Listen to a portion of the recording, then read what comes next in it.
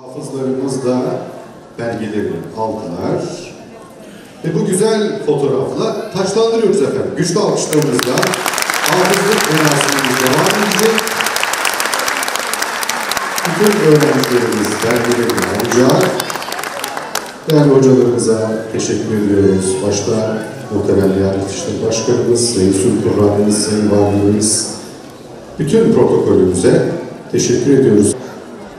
Sayın Ali Açan Hocam, Yozgat İl Müftümüz Ali Gülden Hocam, Cemalettin Gezgiç Hocam, İl Müftü Yardımcılarımız, Nurettin Canikli Beyefendi'nin eşi Hatice Canikli Hanımefendi, Aynur Yaşar Hocamız, İl Müftü Yardımcımız. Hep birlikte sahneye davet ediyoruz.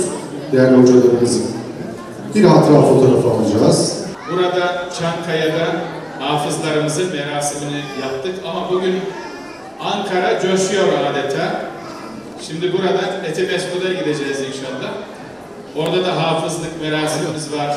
Ardından Keçiören ilçemizde zannediyorum 200'ün üzerinde hafızımız var. Ve akşama yakın da Polatlı'ya geçeceğiz. Orada da yine hafızlık merasimimiz var. Yani bir yerde toplanmak yerine ilçelerimizde herkes kendi ilçesinde toplansınlar, merasimlerini orada yapalım inşallah. Burada olduğu gibi Ankara'mızın diğer yerlerinde de bugün semalara Kur'an sesleri yükselecek inşallah. Allah hayırlı uğurlu eylesin. Bir hatıra fotoğrafı alalım. Bütün hafızlarımızı ayağa şöyle kalkıp bakalım. Hafız ve hafizelerimiz, Sayın Valimiz, Milletvekilimiz,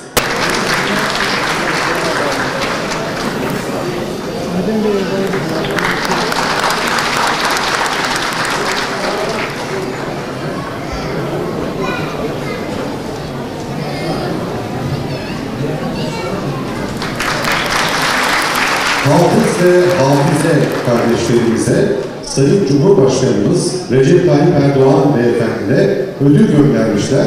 Kendilerine teşekkür alkışı gönderiyoruz. Kullarını gözümüzü açıp kapatıncaya kadar o daha da az nefsimizin eline ve şeytanın eline ve şeytanlaşmış mahlukatın eline bırakma. Zat-ı uluhiyetine salih kul, Habibi edibin sevgili Peygamberimiz Hazreti Muhammed Mustafa sallallahu teala aleyhi ve sellem Efendimiz'e salih ümmet olacak vasıfları kazanmayı nasip ve müyesser eyle ya Rabbi. İlahi ya Rabbi, nefis şerrinden, şeytan şerrinden, kibirden, gururdan, riyadan, gösterişten, ucubdan, enaniyetten, görünür görünmez, bilinir bilinmez kadalardan, belalardan, afatlardan, iftiralardan, haramlardan, gabilikten, tembellikten, gıybetten, nemimeden, kovuculuktan, hasetten, sahirlerin sihrinden, isabeti ayinden ve erzeli umurdan sana sığınırız. Bizleri ve kıyamete kadar zürriyetimizi ve ümmeti Muhammed mümin kullarını hifz-u himaye eyleyip tarik-i müstakimüzle tabit kademe eyleyip. Amin. Allahümme ya hayyu ya kayyum ya bedi'as semavati vel ard birahmetike nestağîz aslih lana şe'nena kullaha aslih lana şe'nena kullaha aslih lana şe'nena kullaha ولا تكلنا إلى أنفسنا طرفة عين ولا أقل من ذلك وكلأنا كلاءة الطفل الوليد إنك أنت الولي الحميد اللهم إنا عبيدك وأبناء عبيدك وأبناء إمائك التي وصلت إلينا مشافهة بالسند المتصل إلى النبي صلى الله عليه وسلم فمن عن فم متواترة عارية عن الشكوك والشبهات. Hayırlı olsun. Bismillahirrahmanirrahim. Elhamdülillahi Rabbil alemin. Vessalatu vesselamu ala eşrafil enbiyai vel murselin. Seyyidina Muhammedin ve ala alihi ve ashabihi ecmain. Hayat rehberimiz Kur'an-ı Kerim ile bizleri hidayete erdiren hidayet kapılarını bizlere açan Yüce Rabbimize sonsuz hamdü senalar olsun. İnsanlığı karanlıklardan aydınlığa çıkarmak için kendisine Kur'an indirilen Rabbimizin en büyük mucizesi Kur'an ile 23 sene boyunca insanlığı karanlıklardan aydınlığa çıkarmak için mücadele eden,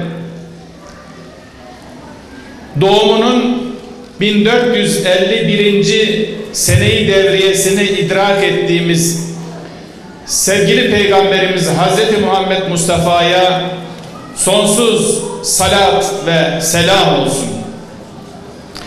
Mana ve maksadını anlamak için gece gündüz her daim Kur'an'la hemhal olan ashab-ı güzin başta olmak üzere tarihten günümüze ilahi kelama hizmet eden bütün ehli Kur'an'a rahmet olsun, vefat edenlere, hayatta olanlara selam olsun. Kur'an-ı Kerim Estaizu billah elif lam ra kitabun enzelnahu ileyke litukricen nase minel zulümati ilen nur ila ahiril ayet. Rabbimizin bu kitabı sana ey Habibim insanları karanlıklardan aydınlığa çıkarman için gönderdik. Emri celili vahiy ilahisi ile insanları karanlıklardan aydınlığa çıkaran bir hidayet rehberi ve bir hakikat menbaadır insana Kur'an-ı Kerim. Bir taraftan kendini, Rabbini, evreni tanıtırken diğer taraftan da varoluş gayesini, asil, onurlu ve tertemiz bir hayatın nasıl yaşanacağını gösterir Kur'an-ı Kerim insanlara. Evet, Allah Resulü Efendimiz bu ve benzeri ayet-i kerimelerle ve yine Rabbimizin onu tanıttığı Estaizu billah ya eyyühen nebiyyü inna arselnâke şahiden ve mübeşşiran ve nezîrâ ve dâiyen ilallahi biiznihi ve siracen münîrâ. Ey Nebi, biz seni ancak bir şahit, bir müjdeleyici, bir uyarıcı, bir davetçi olarak gönderdik. Onun izniyle Allah'a davet edesin diye gönderdik. Etrafını aydınlatan bir kandil olarak gönderdik. Efendimiz'i öyle tanıttı. Ve Peygamber Efendimiz işte bu vazifeleri yaparak, şahitliğini yaparak, müjdeleyiciliğini, uyarıcılığını, davetini, irşadını, vaazını yaparak 23 sene boyunca Kur'an-ı Kerim ile insanları karanlıklardan aydınlığa çıkardı. Sonra Rabbine yürüdü. Ve Arafat'ta bize bir vasiyette bulundu. Şöyle dedi: Ashabım, ashabi teraktu fikum emrayni. Size iki şeyi emanet bıraktım. Len tadillu ma temessektum bihime. Bu iki şeye sarıldığınız müddetçe yolunuzu şaşırmazsınız. Yolunuzu sapıtmazsınız. Kitaballahi ve sünnete nebiyhi. Allah'ın kitabı ve peygamberinin sünneti.